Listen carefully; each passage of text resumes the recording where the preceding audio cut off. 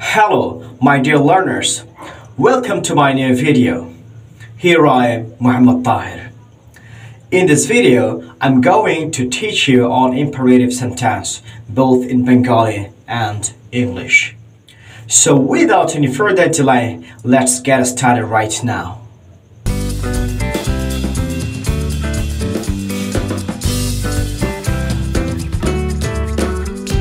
Dear learners, imperative sentence এমন একটি গুরুত্বপূর্ণ সেন্টেন্স যার মাধ্যমে আমরা কাউকে অর্ডার করি, অ্যাডভাইস দেই, রিকোয়েস্ট করি, নিষেধ করি and কারো কাছ থেকে পারমিশন চাই।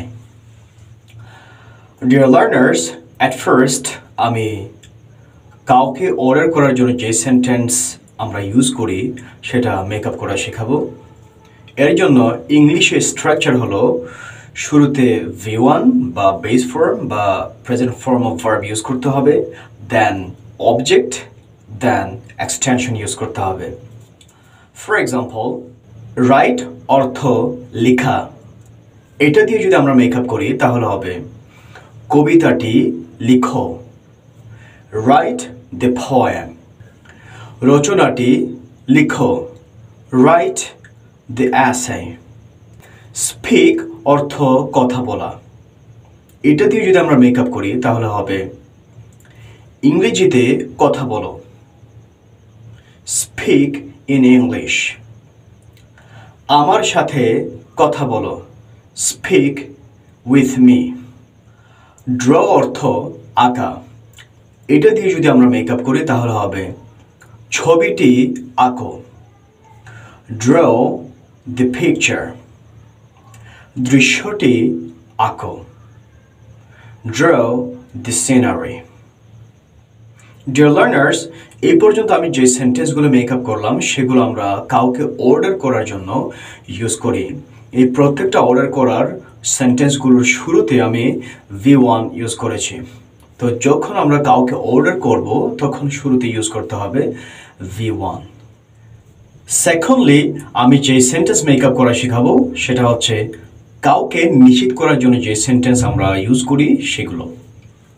এর জন্য ইংলিশ স্ট্রাকচার হচ্ছে শুরুতে ডোন্ট অথবা নেভার ইউজ করা, দেন V1, then object, then extension.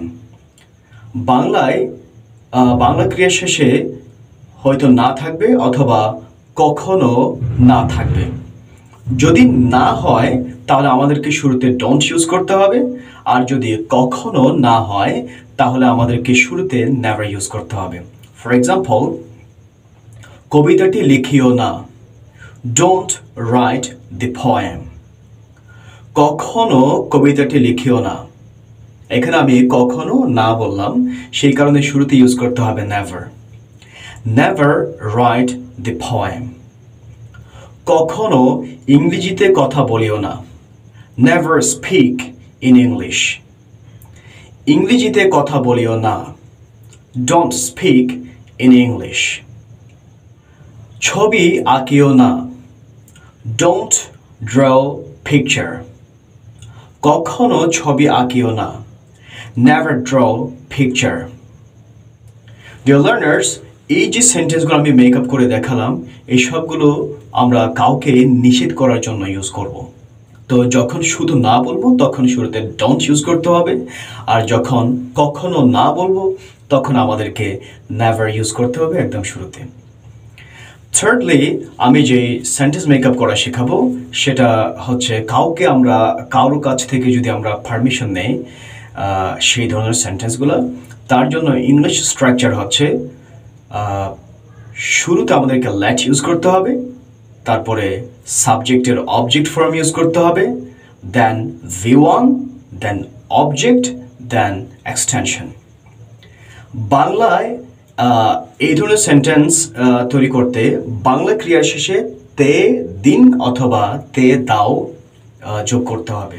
For example, আমাকে কবিতাটি লিখতে দাও। Let me write the poem. তাকে কবিতাটি লিখতে দিন। Let him write the poem. আমাকে ইংরেজিতে কথা বলতে দিন। Let me speak in English. তাদেরকে ইংরেজিতে কথা বলতে দিন। Let them speak in English. আমাদেরকে ছবি আঁকতে দিন। Let us draw picture. তাকে ছবি আঁকতে দিন। Let him draw picture. Dear learners, আজকের এই ভিডিওর একদম শেষ স্ট্রাকচারটি হচ্ছে যেটা দিয়ে আমরা কাউকে রিকোয়েস্ট করব, সেটা তৈরি করতে বাংলায় শুরুতে দয়া করে যোগ করতে হবে, আর ইংলিশে শুরুতে বা শেষে প্লিজ অথবা কাইন্ডলি যোগ করতে হবে। দেন এর আগে যেই 3 ধরনের সেন্টেন্স আমি মেকআপ করে দেখালাম, অর্ডার, নিষেধ করা, তারপর কারো কাছ থেকে পারমিশন নেওয়া, এই 3 ধরনের সেন্টেন্স থেকে যে কোনো একটা দয়া করে সাথে যোগ করে দিলেই রিকোয়েস্ট হয়ে যাবে। ফর এক্সাম্পল, দয়া করে কবিতাটি লিখিও না। Please don't write the poem.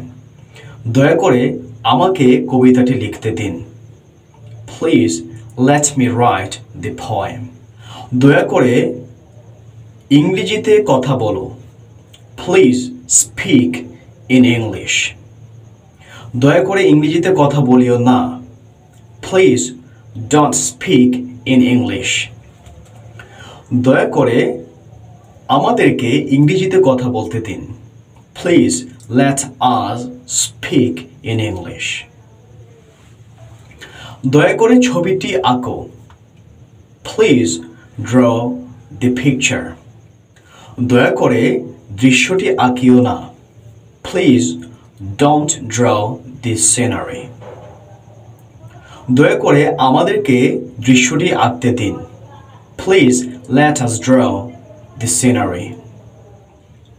Dear learners, আমি এই পর্যন্ত আমার বেস্ট ট্রাই করেছি যাতে তোমাদেরকে খুব সহজ পদ্ধতিতে with both structures and examples imperative sentence শেখানো যায়। আশা করি তোমরা সবাই ইম্পারেটিভ সেন্টেন্স খুব ভালোভাবে বুঝতে পেরেছো। I hope all of you guys have enjoyed my video. If you like my video, please like and share my video, subscribe my channel and press the bell icon so that you can get the notification of my latest videos.